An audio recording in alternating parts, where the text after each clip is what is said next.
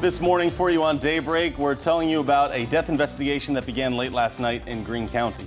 And numerous rallies were held in Springfield yesterday. We have what police and what protesters are saying. Also, a new library grant is allowing some people to have a service they otherwise would not receive because of where they live. We'll have the details on that and more this hour for you here on Daybreak. Good morning. Thanks for joining us. Today is Monday, June 29th. I'm Jennifer Abreu. And I'm Joe Moreno. A lot coming your way as we start off a new week with you here. And hopefully everyone got well rested from the weekend, right? Yes, hopefully so. And it was kind of nice yesterday.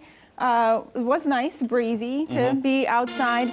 New week, end of a month, beginning of another month. A lot going on this week. That is true. July 1st is on Wednesday. And a lot of people making the holiday plans, Elisa, because July 4th is actually going to run up on a Saturday this year. Yeah, and it looks pretty still hot by the 4th of July weekend, with maybe some storms. This morning, though, we're starting out warm and humid. You've got dry roads in Branson. It's 73 degrees with some southerly winds and some dew points in the 60s. You've got some light showers from Harrison over towards Mountain Home and West Plains, and you've got partly to mostly cloudy skies elsewhere. It's 74 degrees in West Plains, 74 in Harrison, 73 degrees in Branson, and 75 to start in Springfield. Dew points are in the upper 60s, so it is very warm and humid out there this morning.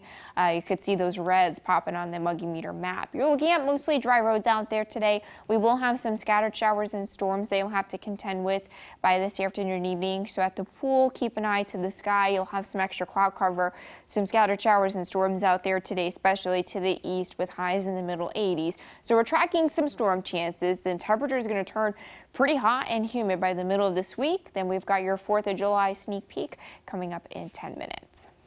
Greene County deputies continue to investigate a death at Rockwood Street and South Farm Road 141. They got there late last night and started to investigate. Sheriff Jim Arnott says it's an unattended death and the cause is not known. We're still working to get more details. We'll bring them to you later this hour and online.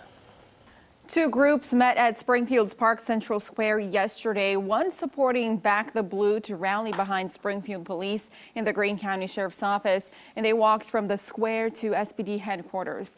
The other group was supporting Black Lives Matter and police accountability. Hundreds of people filled the square for Vets Back the Blue. The rally was hosted by Veterans in Defense of Liberty. Protesters supporting Black Lives Matter and police accountability were also there. Greene County Sheriff's Deputy Jason Winston says he appreciates the Back the Blue, but he also appreciates the First Amendment. When we put this badge on, we swear an oath that we're going to protect everyone, regardless of your beliefs, regardless of your race, color, creed. That does not matter. We don't view people in that way. We view people as human beings, citizens of our particular jurisdictions, and we're going to uphold the law for everyone. Veterans in Defense of Liberty did present Springfield Police and the Greene County Sheriff's Office with an award thanking them for their service. Another group of protesters also gathered at Park Central Square yesterday for what they called a Say Their Names, Silence Nonviolent protest. Protesters say their demonstration is not against law enforcement and police officers, but more of the establishment they answer to. They say they're not against officers and veterans who protect our lives, but are there to take the pride away from those who feel above the law. The protesters also talked about people saying all lives matter in response to Black Lives Matter. Imagine you had a daughter who skinned her knee or who was bullied at school. Would you tell her, oh, everyone skins their knee and everyone gets bullied? All lives matter when Black lives matter, when Black, queer, transgender, bi, gay, lesbian lives matter, when the LGBTQ community isn't fighting to have policies that protect them. Police officers formed a line in between all the rallies, making sure no violent acts were committed.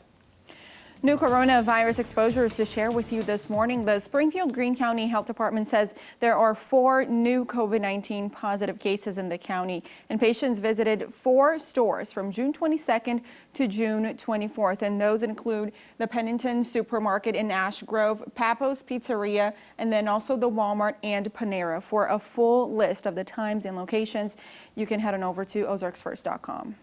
Christian County has also announced new COVID-19 cases with 3 new ones confirmed. 2 of those are considered community spread, while the third is still under investigation. That brings the county's total to 50 total cases, with 15 actively being monitored. Community testing is coming to Taney County, and the testing is free. Pre-registration is recommended. You can do that by calling 877-435-8411 or going online to health.mo.gov/community test. Tyson Foods has released the results of recent COVID testing at its Knoll, Missouri plant. According to the release, over 1,100 team members were tested between June 17th and June 19th. Now, of those, 291 tested positive, with 249 not showing any symptoms at all. The 291 is in addition to 80 previously identified positive cases. In the state of Missouri, there are just over 20,500 cases. That is a 1.6% case increase statewide over the last 24 hours and an 8.4% increase over 7 days. There have been 997 deaths attributed to the virus. In Springfield, there have been 301 cumulative cases, 8 deaths, and 181 individuals have been released from isolation.